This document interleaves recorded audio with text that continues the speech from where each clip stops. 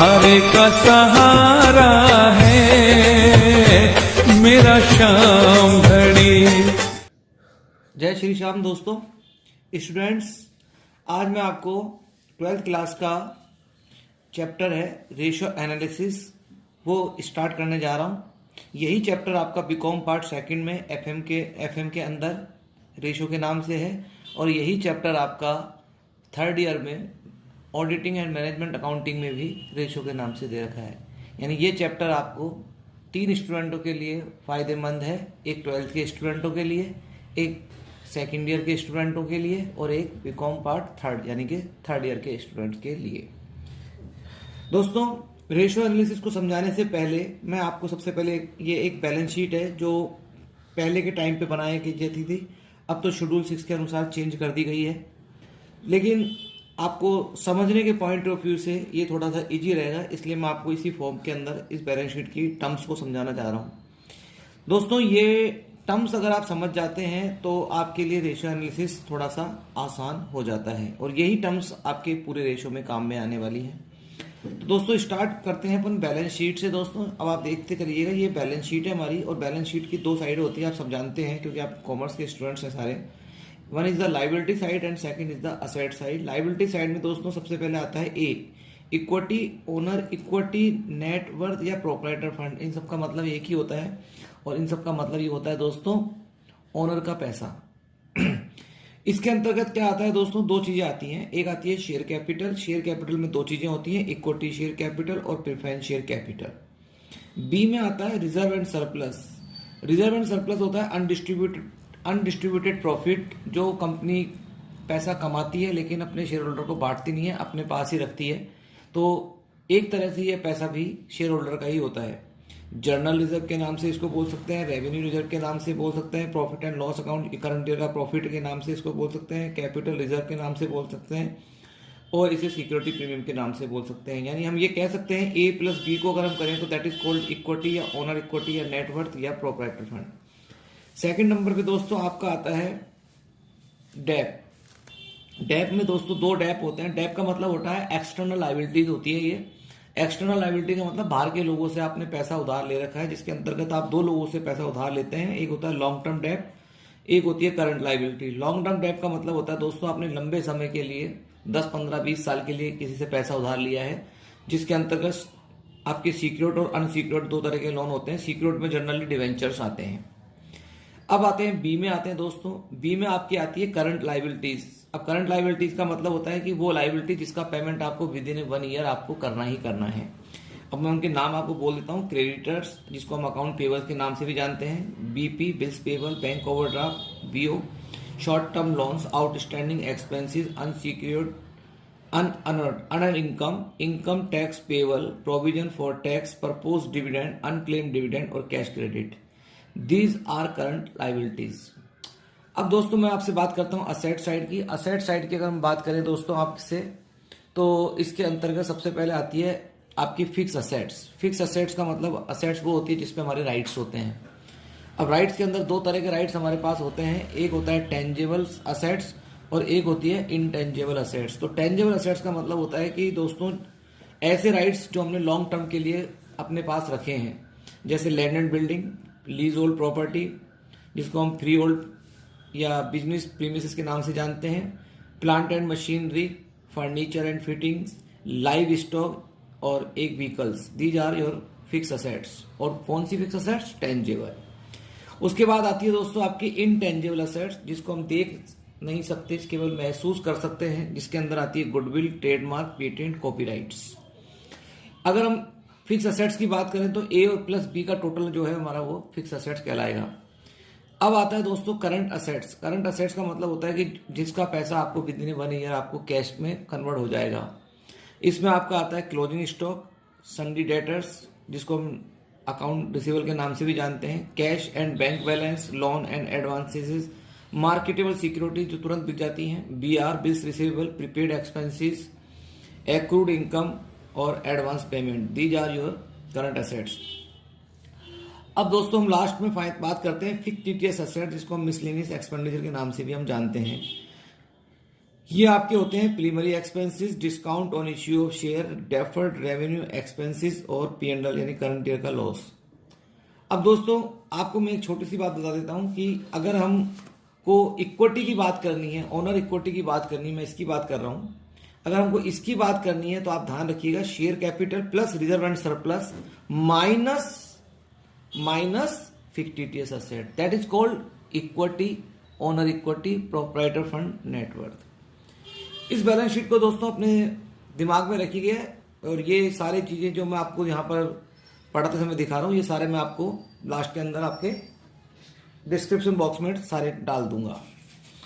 अब मैं ratio start कर रहा हूँ दोस्तों, क्योंकि रेशो को समझाने से पहले मुझको बैलेंस शीट समझानी थी, क्योंकि ये टर्म्स हैं जो रेशो में काम आने वाली हैं।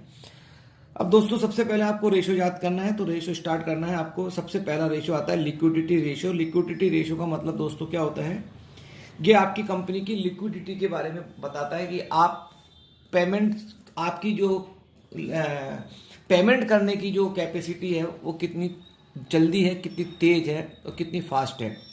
जिसके लिए हमको दो रेशो निकालने पड़ते हैं दोस्तों। पहले रेशो का नाम होता है करंट रेशो, इसका फॉर्मूला होता है करंट असेट्स बटा करंट लायबिलिटी। वैसे मैंने आपको पहले ही बैलेंस शीट में आपको पहले ही बता दिया है कि करंट असेट्स कौन कौन सी होती है और करंट लायबिलिटीज कौन कौन सी होती है।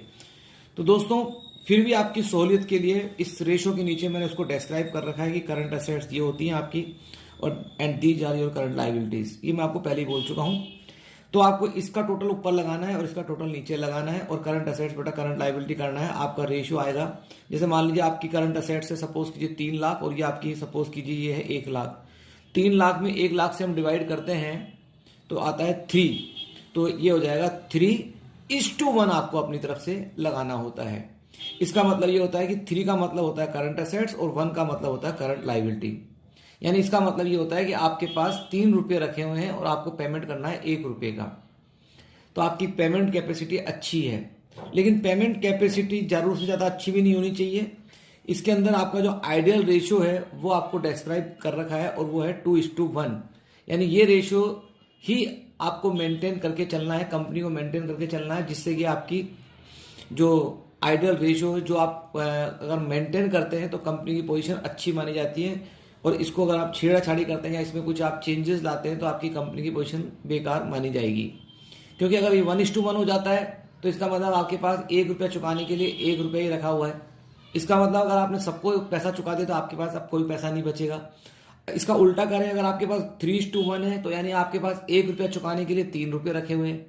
इतना पैसा रखने की क्या जरूरत है, क्योंकि इस पैसे को आप अपने वर्किंग कैपिटल के रूप में अगर रख रहे हैं अपने पास तो आप एक प्रकार से वेस्टेज ऑफ मनी कर रहे हैं।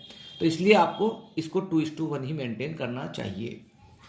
अब दोस्तों दूसरा जिसका रेशियो है, इसी लिक्विडिटी रेशियो का सेकंड पार्ट है, उसे हम कहते हैं quick ratio, liquid ratio, acid test ratio.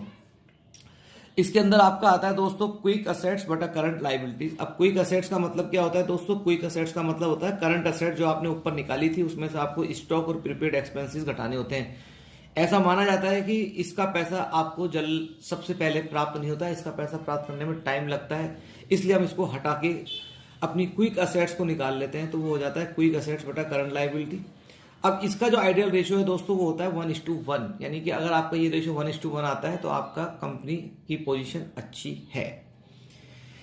अब दोस्तों ये आपके दो रेशियो हैं लिक्विडिटी रेशियो में, पहला करंट रेशियो, दूसरा आपका क्विक रेशियो।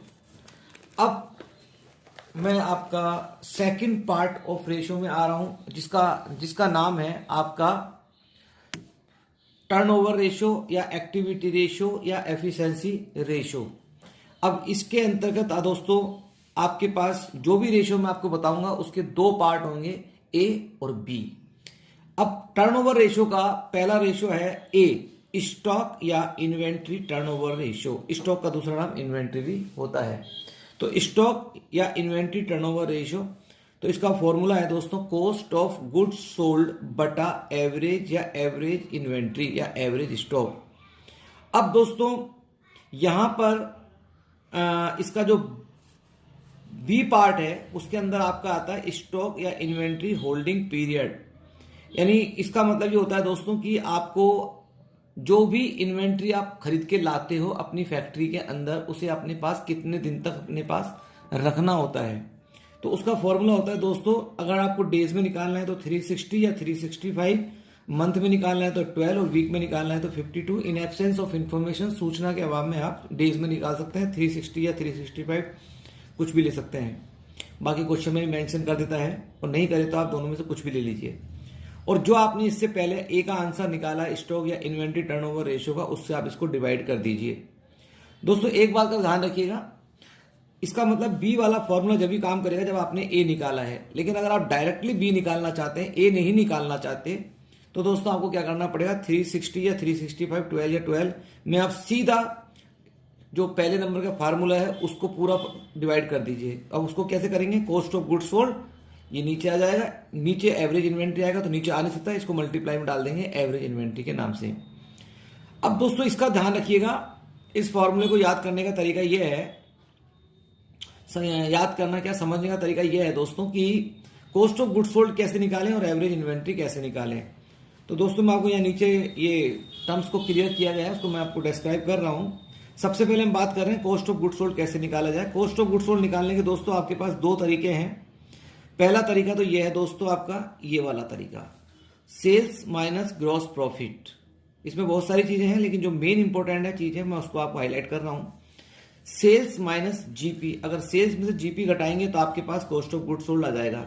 लेकिन अगर आपकी कंपनी को लॉस हुआ है, प्रॉफिट नहीं हुआ है, और फिर आपको कॉस्ट ऑफ गुड्स सोल्ड निकालना है, तो आप सेल्स प्लस ग्रॉस लॉस करेंगे, यानी प्रॉफिट को ऐड करना है सेल्स में, प्रॉफिट को तो लेस करना है और लॉस को ऐड करना है। अब दोस्तों नीचे आ जाइए आप, इसका दूसरा तरीका है कॉस्ट ऑफ गुड्स सोल्ड निकालने का, opening stock plus purchase plus direct expenses minus closing stock, ये वाला फार्मूला। अब ये दो तरीके हैं आपके पास। अब आपको डिपेंड करता है कौन सा अप्लाई करना है। इसके लिए आप कुछ नहीं कर सकते, अकॉर्डिंग टू इन्फॉर्मेशन, जैसी क्वेश्चंस में इन्फॉर्मेशन आई है उसके हिसाब से आपको ये फार्मूले पुट कर आपको कॉस्ट ऑफ गुड्स सोल्ड निकालनी पड़ेगी। अब दोस्तों बात करते हैं एवरेज इन्वेंट्री की। तो एवरेज इन्वेंट्री का मतलब होता है कुछ भी नहीं है, opening stock plus closing stock divided by 2। अब समझने वाली बात यह है कि कभी कभी क्वेश्चन के अंदर ओपनिंग स्टॉक दोस्तों मिसिंग होता है, केवल क्लोजिंग स्टॉक दे रखा होता है। तो यहां लिख दिया गया है if opening stock is not given in the question, तो क्लोजिंग स्टॉक को ही आपको लेना पड़ेगा। आपको एवरेज नहीं, आपको इस फॉर्मूले में जो मैंने आपको ऊपर बताया है उसके अंदर मैंने जो एवरेज स्टॉक लिखा है उसकी जगह आपको यहाँ पर क्या लिखना पड़ेगा, ओनली क्लोजिंग स्टॉक लिखना पड़ेगा। लेकिन क्लोजिंग स्टॉक कब लिखना पड़ेगा दोस्तों, जब क्वेश्चन के अंदर ओपनिंग स्टॉक नहीं दे रखा। ये बहुत इंपॉर्टेंट बात है, ध्यान रखिएगा। अब दोस्तों ये पहला फार्मूला हो गया, पहले फार्मूले में आपके दो हो गए, यहां पर मैंने बता दिया है ए और बी। इसी तरह से दूसरा जो फार्मूला है वो फार्मूला है आपका डेटर से रिलेटेड है। अब दोस्तों इसके अंदर आपका आता है डेटर्स टर्नओवर रेशियो। अब इसमें आप ध्यान रखिए कि जो फार्मूला आप कैलकुलेट करने जा रहे हैं उसका एवरेज नीचे आएगा। जैसे आपने ध्यान दीजिए, जब मैंने आपको स्टॉक या टर्नओवर रेशियो पढ़ाया था तो उसके अंदर नीचे क्या आया था, एवरेज स्टॉक, क्योंकि रेशियो का नाम क्या है, स्टॉक टर्नओवर रेशियो। अभी मैं आपको जो फॉर्मूला पढ़ा रहा हूं वो डेटर्स टर्नओवर रेशियो का बता रहा हूं। तो डेटर्स टर्नओवर का मतलब ये है नीचे क्या आएगा, एवरेज डेटर्स। अब डेटर्स को हम रिसीवेबल के नाम से भी जानते हैं, इसलिए हमने फॉर्मूले में एवरेज रिसीवेबल लिख रखा है। आप एवरेज डेटर्स भी लिख सकते हैं। और ऊपर आएगी आपकी क्रेडिट सेल्स, क्योंकि डेटर्स कब बनते हैं, जब आप उधार माल बेचते हैं। अब इसका दूसरा फार्मूला है दोस्तों average collection period. Average collection period का मतलब होता है कि जो माल आप लोगों को उधार बेचते हैं उनसे पैसा कलेक्ट करने में आपको कितना टाइम लग जाता है दोस्तों। तो इसके लिए आपको 360, 365, 12 या 12 जैसा आपको पहले बताया गया था बटा डेटर्स टर्नओवर रेशियो, जो पहले का जो ए का आंसर आएगा उससे डिवाइड करना है। और ठीक उसी प्रकार से आपको दूसरा फार्मूला भी इसका जान सकते हैं हम लोग, क्योंकि ये दूसरा फार्मूला जब लगाना है जब आप पहले फार्मूले से नहीं, सीधा डायरेक्ट सेकंड फार्मूले से क्वेश्चन को करना चाहते हैं। 360 या 365, 12 या 12 डिवाइडेड बाई ये वाला फार्मूला ले लेंगे, credit sales into average debtors या एवरेज रिसीवेबल। अब यहाँ पर दो टर्म्स सीखनी है आपको, तो क्रेडिट सेल्स कैसे निकालें और एक एवरेज डेटर्स कैसे निकालें, वो मैं बताता हूं आपको। अब उसके लिए दोस्तों सबसे पहले क्रेडिट सेल्स के लिए कुछ नहीं करना है, टोटल सेल्स में से कैश सेल्स घटा दीजिए तो आपकी क्रेडिट सेल्स आ जाएगी। अगर क्वेश्चन में कैश सेल्स नहीं दे रखी है तो आप टोटल सेल्स को ही क्रेडिट सेल्स मान सकते हैं। दूसरी बात है एवरेज रिसीवेबल, ओपनिंग डेटर्स और B R just like a debtors, इसलिए दोनों का ओपनिंग लेना है और दोनों का ही क्लोजिंग लेना है, बटा 2 करना है। ठीक उसी प्रकार से ध्यान रखिएगा दोस्तों कि अगर क्वेश्चन में ओपनिंग की इंफॉर्मेशन नहीं है तो आपको फिर एवरेज नहीं निकालना है, आपको सिर्फ क्लोजिंग को ही लेना है। तीसरा फॉर्मूला दोस्तों इसका है आपका क्रेडिटर्स टर्नओवर रेशियो। पहले का ए बी, दूसरे का ए बी, इसी तरह से तीसरे का भी ए और तीसरे का भी B. Creditors turnover ratio, credit purchase बटा एवरेज पेबल। एवरेज पेबल का मतलब एवरेज क्रेडिटर्स। अब क्रेडिट परचेज के इसके बाद आता है आपका B, average payment period. Average payment period का मतलब दोस्तों होता है कि आपको जिन लोगों से आपने माल क्रेडिट पे परचेज किया है उन्हें आपको पेमेंट करना है, तो आपको कितना टाइम लगता है। उसका फॉर्मूला यह है 360, 365, 12 या 12 बटा अभी आपने जो ए का आंसर निकाला यानी क्रेडिटर्स टर्नओवर रेशियो का भाग लगा दीजिए। और डायरेक्ट निकालना चाहते हैं तो इसके अंदर 360, 365, 12 या 12 के अंदर आप सीधे इस फॉर्मूले का भाग लगा दीजिए, credit purchase into average creditors के नाम से। अब यहां पर आपको समझाना यह है दोस्तों कि आपको जो ऊपर क्रेडिट परचेज है वो कैसे निकालनी है। अगर आप टोटल परचेज या नेट परचेज में से कैश परचेज घटा देते हैं, अब नेट परचेज कैसे आएगी, टोटल परचेज में से पहले तो परचेज रिटर्न घटा दीजिए तो आपके पास नेट परचेज आ जाएगी, और नेट परचेज में से आप कैश परचेज घटा दीजिए तो आपके पास क्या आ जाएगी, कैश। अगर आप कैश परचेज घटाते हैं तो आपके पास क्रेडिट परचेज आ जाएगी। अगर क्वेश्चन के अंदर कैश परचेज की इंफॉर्मेशन नहीं दे रखी है तो जो टोटल परचेज दे रखी है उसी को आप क्या मान लेंगे, क्रेडिट परचेज मान लेंगे। ये लिख रखा है दोस्तों यहाँ पर मैंने, आप जब पढ़ें तो इनको जरूर देखें। उसके बाद आपका दोस्तों यहाँ पर आता है ये हो गया सर, अभी इसको भी आप छोड़ दीजिए। इसके बाद आइए एवरेज क्रेडिटर्स। अब एवरेज क्रेडिटर्स का मतलब होता है दोस्तों ओपनिंग क्रेडिटर्स और बीपी प्लस क्लोजिंग क्रेडिटर्स और बीपी। अब दोस्तों ध्यान रखिएगा, अगर ओपनिंग नहीं दे रखे हैं सिर्फ क्लोजिंग दे रखे हैं तो केवल आपको क्लोजिंग को ही लेके चलना है और आपको एवरेज नहीं निकालना है। अब जो रेशो हम पढ़ रहे हैं टर्नओवर रेशो, उसके अंदर दोस्तों ये 3 रेशो सबसे मेन इंपॉर्टेंट रेशो थे। 99% यही रेशो एग्जाम में पूछे जाते हैं, यही क्वेश्चंस आपको करने होते हैं। लेकिन इसके अलावा भी अगर कोई सा भी टर्नओवर रेशो एग्जाम में आ जाता है, एनी टर्नओवर रेशो, जिसके लिए आपको केवल एक ही चीज समझनी है कि कोई सा भी टर्नओवर रेशो एग्जाम में आ जाए दोस्तों, तो यह मैंने फार्मूला लिख दिया है, सेल्स अपॉन आस्क्ड रेशो। यानी सेल तो दे रखी होगी और आस्क रेशो का मतलब होता है जो रेशो आपसे पूछे। जैसे आपसे पूछे टोटल असेट्स तो नीचे टोटल असेट्स आ जाएगी, बोले फिक्स असेट्स तो नीचे फिक्स असेट्स आ जाएगी, बोले करंट असेट्स तो नीचे करंट असेट्स आ जाएगी, वर्किंग कैपिटल तो नीचे वर्किंग कैपिटल आ जाएगी। तो कहने का मतलब दोस्तों क्या है कि जो भी टर्नओवर रेशो एग्जाम में आए तो सेल्स ऊपर लिख देना और जो रेशो पूछ रहा है उसको आपको नीचे मेंशन करना है। अब total assets, fix assets, current assets, ये सब आप बहुत इजीली निकाल सकते हैं, इसमें कोई ज्यादा इश्यूज क्रिएट नहीं होते हैं। अब दोस्तों इसका जो तीसरा पार्ट है जिसको हम बोलते हैं कैपिटल या स्ट्रक्चर, कैपिटल स्ट्रक्चर या लिवरेज रेशो। अब दोस्तों इसके अंदर बेसिकली 4 रेशो आते हैं, जिसमें पहला रेशो आता है, ध्यान समझिएगा दोस्तों, सबसे पहला रेशो आता है डेप इक्विटी रेशो। अब डेप इक्विटी रेशो का मतलब ये होता है दोस्तों कि हमारी बिजनेस में जो पैसा लग रहा है, जो पैसा हमने बिजनेस में इन्वेस्ट कर रखा है उसमें कितना डेप है और कितना इक्विटी है, यानी कितना आउटर का पैसा लग रहा है और कितना मालिक का पैसा लग रहा है। तो इसका फॉर्मूला होता है डेप अपॉन इक्विटी।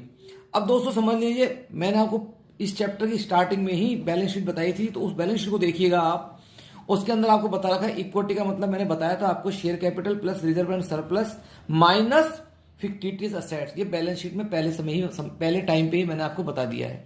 और डेप का मतलब होता है long term debt plus current liabilities. इसी तरह से दोस्तों दूसरा रेशो आता है आपका प्रोप्राइटर रेशो। अब प्रोप्राइटर रेशो का मतलब होता है कि आपने बिजनेस में जो टोटल असेट्स परचेज कर रखी है उसमें कितना पैसा मालिक का, ओनर का लगा हुआ है। इसका फॉर्मूला होता है प्रोप्राइटर फंड बटा टोटल असेट्स। अब दोस्तों प्रोप्राइटर फंड कुछ नया नहीं है। प्रोप्राइटर फंड का मतलब वही है जो पहले वाले फार्मूले में मैंने आपको बताया ना, इक्विटी, यानी इक्विटी को ही आप प्रोप्राइटर फंड के नाम से जानते हैं। जो ऊपर इक्विटी है वही यहाँ प्रोप्राइटर फंड है। और टोटल असेट्स का मतलब सिंपल है, current assets plus fix assets. और करंट असेट्स और फिक्स असेट्स पहले आपको बैलेंस चैप्टर की स्टार्टिंग में ही समझा दिया गया था।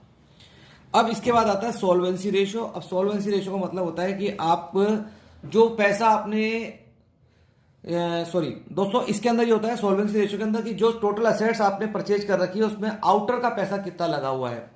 तो इसका फार्मूला होता है debt upon total assets. Debt का मतलब वही है दोस्तों जो अभी मैंने आपको पहले फार्मूले में डेप का मतलब बताया था, और टोटल एसेट्स का मतलब भी वही है दोस्तों जो मैंने आपको सेकंड नंबर के फार्मूले में बताया था। तो नथिंग टू न्यू, सब कुछ पुराना ही है इसके अंदर भी। अब दोस्तों इसका चौथा जो फॉर्मूला है वो है आपका फिक्स असेट्स रेशियो। तो फिक्स असेट्स रेशियो में क्या आ जाएगा दोस्तों, लॉन्ग टर्म डेप बटा फिक्स असेट्स। अब लॉन्ग टर्म डेप में क्या आता है, ओनली डिवेंचर्स यानी सिक्योर्ड लोन और अनसिक्योर्ड लोन आ जाते हैं इसमें। और फिक्स असेट्स का मतलब आप जानते हैं करंट असेट्स और fix assets. And last and final ratio है कैपिटल गियरिंग रेशियो। अब कैपिटल गियरिंग रेशियो मैं आपको जब इसको चैप्टर को आगे एग्जाम्पल के माध्यम से समझाऊंगा उस समय आपको एक्सप्लेन करूंगा कि फॉर्मूले के माध्यम से आपको एक्सप्लेन नहीं हो पाएगा, इसलिए अभी इसको मैं ड्रॉप करता हूं। And last and final ratio है दोस्तों आपका प्रॉफिटेबिलिटी रेशियो। अब प्रॉफिटेबिलिटी रेशियो का मतलब होता है जो आपकी कंपनी की प्रॉफिट की स्थिति को बताता है। अब इसके लिए दोस्तों आपको मैं सबसे पहले ये क्लियर कर देता हूं कि जब आप इस रेशियो को करते हैं तो आपको ये छोटा सा ये आपको सबसे पहले आपको समझनी पड़ेगी।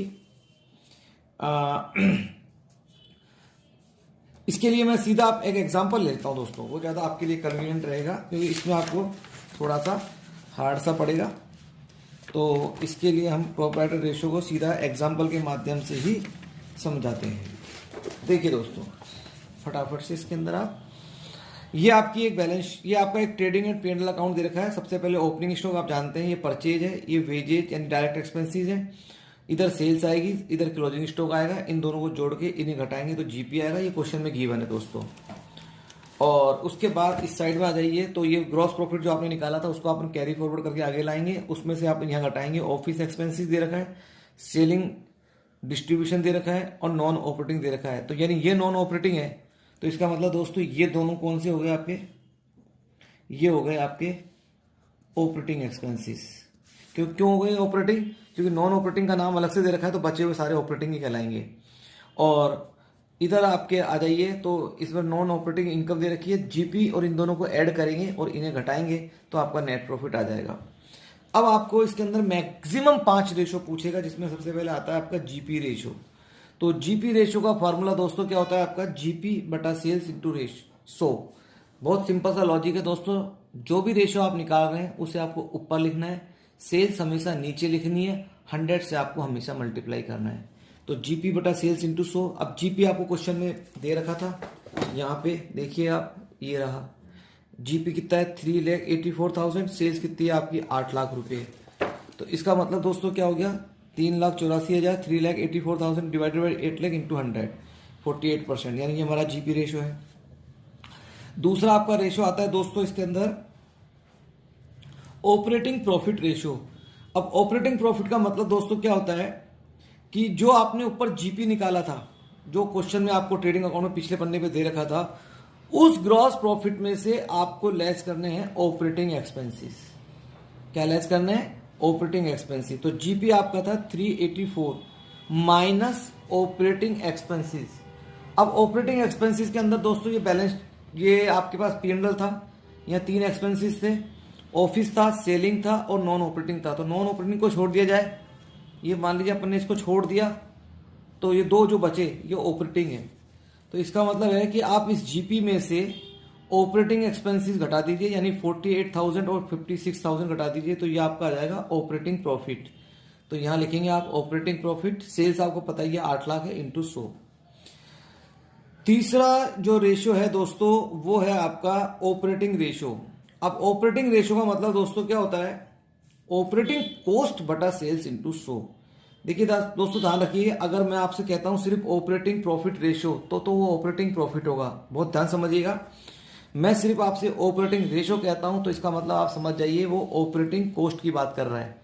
अब ऑपरेटिंग कॉस्ट रेशियो का फार्मूला ये होता है ऑपरेटिंग कॉस्ट बटा सेल्स इंटू 100। अब ये ऑपरेटिंग कॉस्ट जो है वो आपको निकालनी पड़ेगी, उसका तरीका होता है cost of goods sold plus operating expenses. अब कॉस्ट ऑफ गुड्स सोल्ड आपको मैंने पहले ही बता दिया था कैसे निकालना है, और ऑपरेटिंग एक्सपेंसेस जो हैं, अब ये कॉस्ट ऑफ गुड्स सोल्ड जो है उसको निकालने के दो तरीके हैं। एक तो तरीका बता रखा था आपको सेल्स माइनस जीपी, ऊपर सेल भी है और जीपी भी है। और दूसरा तरीका क्या बताया था, opening stock plus purchase plus direct expenses minus closing stock. अब इस क्वेश्चन में आप दोनों ही अप्लाई कर सकते हैं क्योंकि आपके पास सारी इन्फॉर्मेशन है। तो आप इसको ना अप्लाई करके आप इसको अप्लाई करें, यानी सेल्स में से आप जीपी घटा दीजिएगा तो आपके पास क्या आ जाएगी, कॉस्ट ऑफ गुड्स सोल्ड आ जाएगा दोस्तों। और ऑपरेटिंग एक्सपेंसेस जो है आपके ऊपर क्वेश्चन में दे ही रखे हैं, कौन से थे दोस्तों, यही office expenses and selling and distribution expenses. तो इन दोनों का जो ऐड है वो है 1,04,000, इन दोनों को ऐड करेंगे तो वो आएगा आपका 5,20,000। तो 5,20,000 बटा 8 लाख इंटू 100 कर देंगे तो वो आपका ऑपरेटिंग रेशियो आ जाएगा दोस्तों। अब वो जो मैंने पेन से कैलकुलेशन की थी वो कैलकुलेशन यहाँ टाइप से की हुई भी रखी हुई है, उसको भी आप देख लीजिएगा बाद में, अगर देखना चाहे तो ये रहा। अब आ जाइए नेट प्रॉफिट रेशियो। अब नेट प्रॉफिट रेशियो का फार्मूला होता है दोस्तों नेट प्रॉफिट बटा सेल्स इंटू 100। अब नेट प्रॉफिट आपको क्वेश्चन में दे रखा है क्योंकि आपको P&L अकाउंट बना के दे रखा है, सेल्स आपके पास दे रखी है इंटू 100 करना है। एंड फाइनली दोस्तों हम कहते हैं आपके एक्सपेंसेस रेशियो।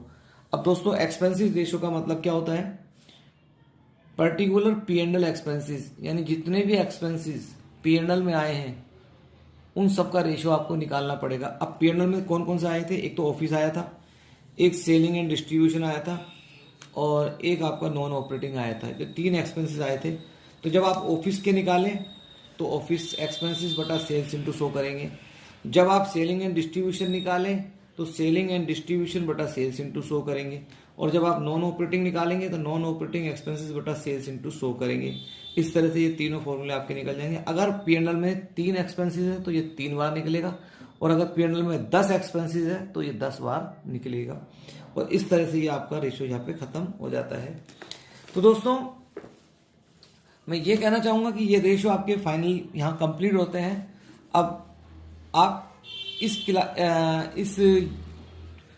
चैनल के माध्यम से अभी आप इस रेशियो को पूरा ढंग से देख के इसको एक बार सारे रेशियो को समझिए और एक बार इनको लिख कर इन्हें याद करने की कोशिश कीजिए, क्योंकि ये सारे रेशियोज में की मैं जो भी प्रिंट आउट है वो डिस्क्रिप्शन बॉक्स में डाल रहा हूँ। उसके बाद मैं आपसे अगली क्लास में मिलूंगा, उसके अंदर मैं आपकी 2 या 3 क्लासें लूंगा जिसके अंदर मैं आपको रेशियो को शॉर्टकट में संक्षिप्त रूप में समझाने की कोशिश करूंगा ताकि आप उसको समझ सकें। धन्यवाद। जय श्री श्याम।